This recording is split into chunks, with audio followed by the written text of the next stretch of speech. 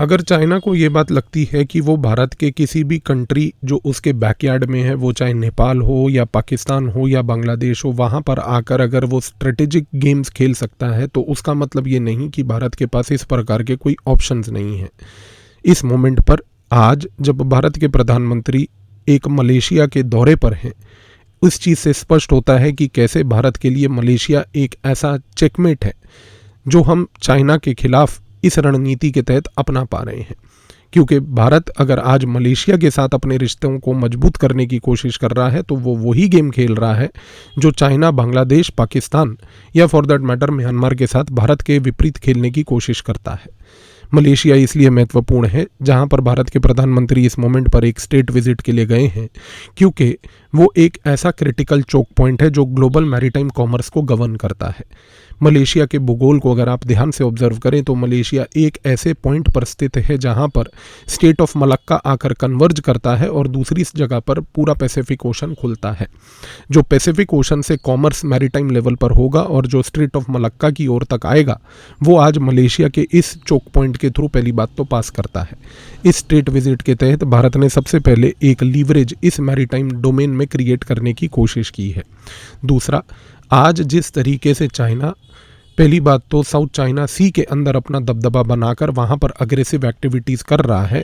उन aggressive activities का एक बहुत बड़ा विक्टिम पहली बात तो मलेशिया भी है। मलेशिया यहाँ पर एक साउथ चाइना सी के पूरे अग्रेसिव टैक्टिक्स जो चाइना वहाँ पर ग्रे जोन वॉरफेयर के तहत कर रहा है, उसमें एक इम्पोर्टेंट स्टेक होल्डर है। इस केस में ये कहना गलत नहीं होगा कि मलेशिया की इस विजिट के तहत भारत ये इंश्योर कर रहा है कि वो अपनी प्रेजेंस उस इलाके में करे जहां पर चाइना ग्रे जोन टैक्टिक्स कर रहा है। क्योंकि यदि अगर आज भारत मलेशिया के साथ मैरीटाइम लेवल पर कोई एंगेजमेंट ओपन करता है और उस मैरीटाइम एरिया में चाइना साउथ चाइना सी के इलाके में कोई ग्रे जोन वॉरफेयर की टैक्टिक करता है मलेशिया के खिलाफ, तो भारत को उस जगह पर रहकर वो ग्रे जोन वॉरफेयर की टैक्टिक को समझने की और उस रणनीति को अंडरस्टैंड करने की एक पॉसिबिलिटी यहाँ पर मिलती है। भारत के लिए मलेशिया इस कॉन्टेक्स्ट में 4 स्ट्रेटेजिक रीजंस के लिए महत्वपूर्ण है। पहला कि यहाँ से पहली बात तो भारत को एक बहुत ही डिपेंडेबल लेवल पर सी लेन सिक्योरिटी का एक्सेस मिलता है, जो मैंने आपको बताया straight of Malacca versus Indo Pacific का गेम है। दूसरा, भारत को यहाँ पर मलेशिया के साथ एंगेज करके जो हमने अभी देखा कि चाइना के ग्रे जोन टैक्टिक्स को समझने का मैरीटाइम लेवल पर एक मौका मिलता है। तीसरा, अगर भारत आज की डेट में मलेशिया के साथ डिफेंस प्रोडक्ट्स के बेसिस पे एंगेजमेंट बनाने की कोशिश करता है, जो आज प्राइम मिनिस्टर की विजिट के दौरान ये बात बोली गई कि कैसे भारत ने 2 चीज़ों का प्रपोजल मलेशिया को दिया है कि पहला हम उनको डॉर्नियर एयरक्राफ्ट्स और दूसरा अपने नेवल प्लेटफॉर्म्स को ऑफर करेंगे। उससे पहली बात तो ये क्लियर हो जाता है कि भारत यहाँ पर चाइना के बैकयार्ड में आकर वही गेम्स खेलने की कोशिश कर रहा है जो चाइना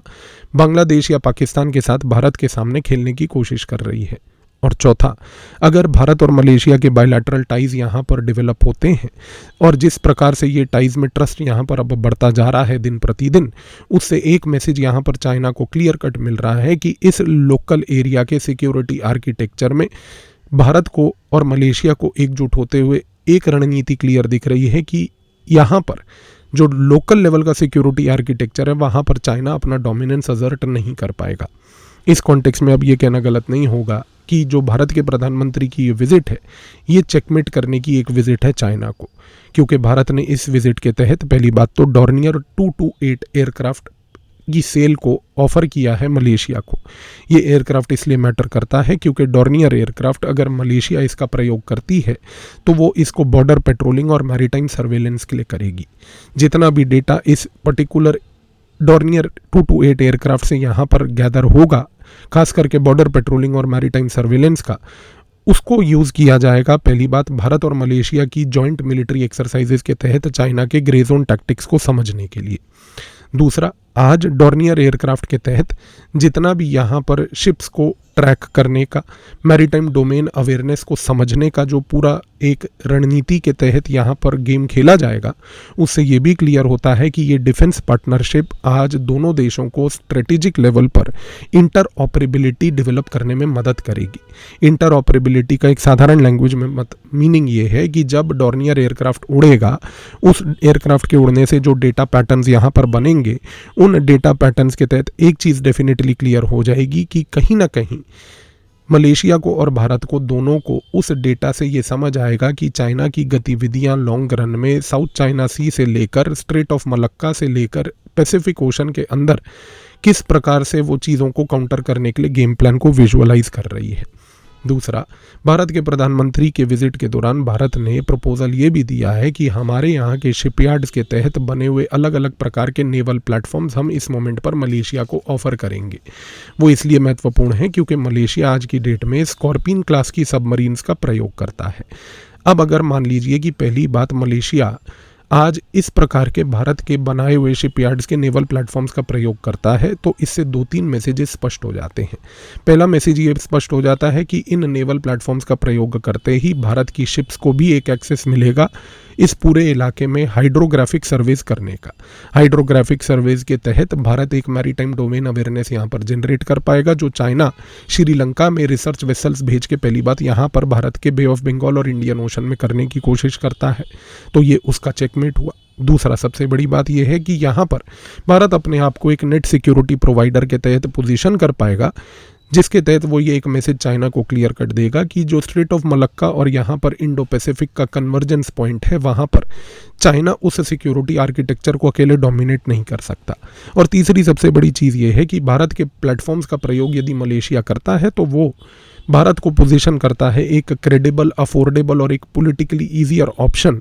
जो कि रिड्यूस करता है स्पेस चाइना की सिर्फ मलेशिया में ही नहीं बल्कि मलेशिया के आसपास के अन्य आसियान देशों में भी, जिनको एक मैसेज जाएगा कि कल को अगर किसी प्रकार के डिफेंस हार्डवेयर को खरीदना है तो भारत एक रिलायबल ऑप्शन है जो बिना किसी ग्रे जोन टैक्टिक के आपको